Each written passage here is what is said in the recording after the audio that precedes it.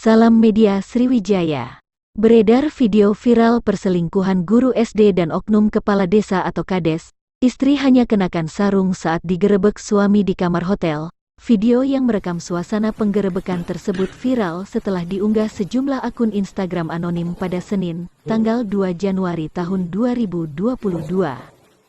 Peristiwa dalam video viral itu disebutkan terjadi di salah satu hotel di daerah Kecamatan Ayah, Kabupaten Kebumen, Jawa Tengah, Jateng. Penggerebekan pasangan diduga selingkuh tersebut terjadi bertepatan pergantian malam Tahun Baru 2023 lalu.